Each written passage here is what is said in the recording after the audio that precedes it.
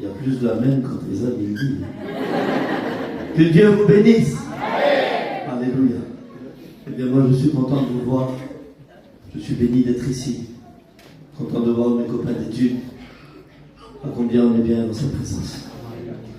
Pierre a dit, il est bon que nous soyons ici. Amen. Mais ils étaient sur une montagne. Vous savez, un endroit rocailleux. Il n'y a rien de bon. On est mal à l'aise, on ne trouve pas de confort. Mais ce n'était pas la manière dont ils étaient assis qui appelait le lieu bon. C'était le Dieu qui dominait. Et en cette soirée, je voudrais vous dire que notre Dieu, le Dieu des cieux, le Christ et le Saint-Esprit, est au milieu de nous. Il est bon que nous soyons ici. C'est là qu'il peut y avoir des bénédictions. J'étais assis sur ma chaise et puis je pensais à une expérience que j'ai vécue. Je voudrais vous raconter une, peut-être deux expériences. Il y a quelque temps, il y a un mois ou deux de là, j'étais chez moi et puis avec ma compagne, on était en train de discuter, on était en train de ranger nos papiers parce que le lendemain, dans un hôpital à Paris, on avait rendez-vous avec mon fils. J'ai un fils de 4 ans qui est né sourd, je l'ai su il n'y a pas si longtemps, et mon fils a un retard de langage, donc je le fais suivre à l'hôpital Necker à Paris. Et j'avais un rendez-vous très tôt le matin. Je ne savais pas qu'à Montpellier, il y a beaucoup d'embouteillages, je l'ai vu cet après-midi.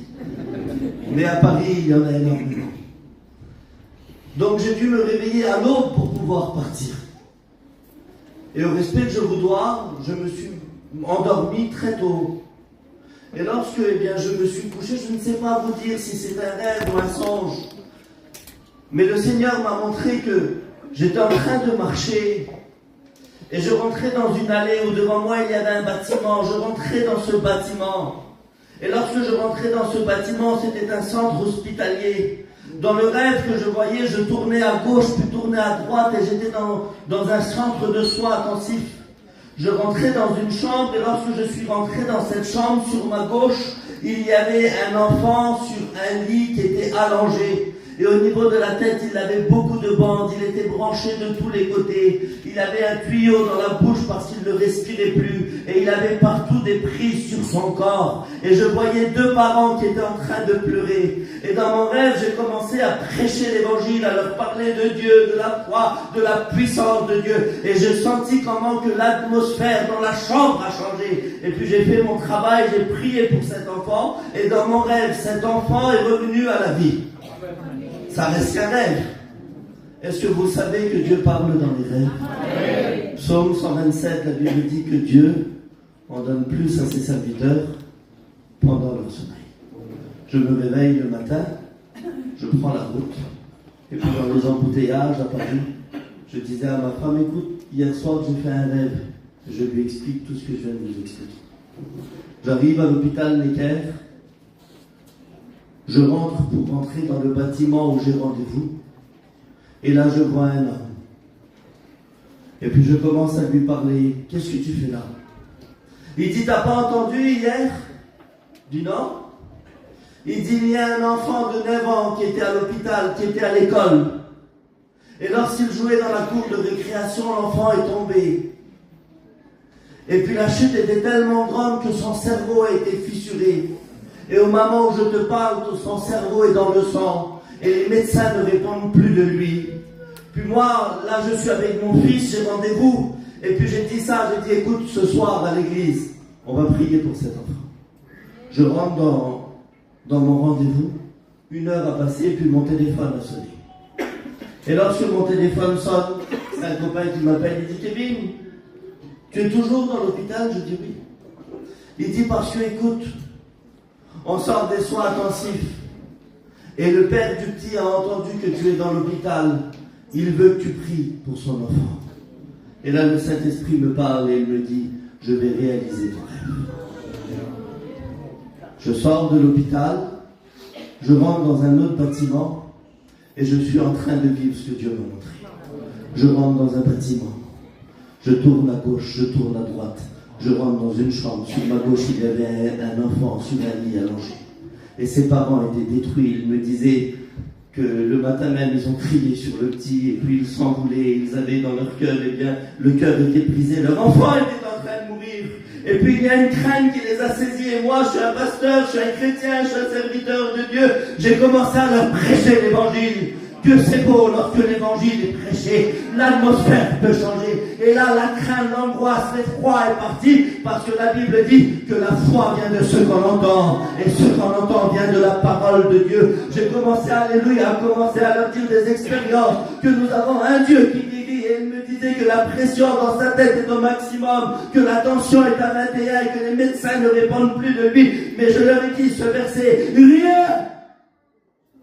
rien n'est impossible à Dieu. Et puis j'ai posé ma main sur cet enfant, j'ai prié pour lui. Et puis je suis parti, moi je fais mon travail. Mais 15 minutes après, lorsque je suis parti, mon téléphone a sonné et le père de l'enfant m'a appelé. Et il m'a dit, Kevin, lorsque tu es parti de la chambre, la présence de Dieu était là. Et nos regards étaient sur l'écran, eh bien, qui donnait les analyses de mon petit. Et là où il y avait 21, d'un seul coup ça a fait 20. 19, 15, 13, 10, 8, 7. La tension est venue anormale. La pression est descendue. Les médecins sont rentrés dans la chambre. Ils ont dit, c'est le maman. On désentube le petit. Une demi-heure après, l'enfant était réveillé. 2 jours après, il était dans une chambre normale. 3 jours après, il était sorti de l'hôpital. Oui, rien n'est impossible à Dieu. Il guérit toute maladie et toute infirmité. Alors crois-moi, Église de Montebello, je ne sais pas comment tu es rentré, mais je sais quelque chose, que nous avons un Dieu vivant qui entend les prières, qui guérit les maladies, alléluia, qui est capable de ressusciter des morts.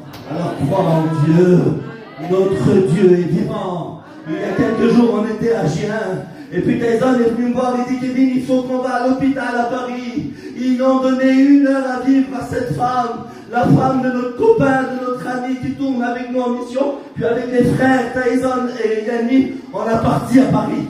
Et lorsqu'on est rentré dans cette chambre, lorsqu'on est rentré dans ce service à Rome, tout le monde pleurait.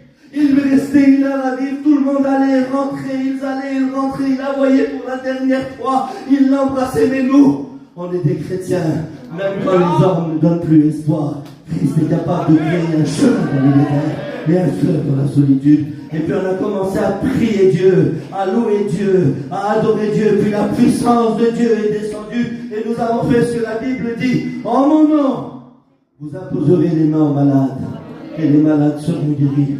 Lorsqu'on a prié pour cette femme, alléluia, on a senti une puissance de Dieu envahir son corps. Et puis on l'a vu d'un seul coup se lever. Elle a commencé à prier. Elle a commencé à louer Dieu. Elle a commencé à chanter des cantiques. La nuit est passée, le jour s'est levé, la nuit est tombée, le jour s'est levé. Et aujourd'hui, ça fait plus de 20 jours qu'elle est encore vivante. Elle témoigne de partout que Dieu la guérit.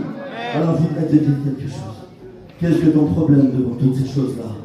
Notre Dieu est merveilleux. Et il est capable de bénir, de rétablir, de délivrer. Que son nom soit béni. Est-ce que vous voulez compris le Seigneur?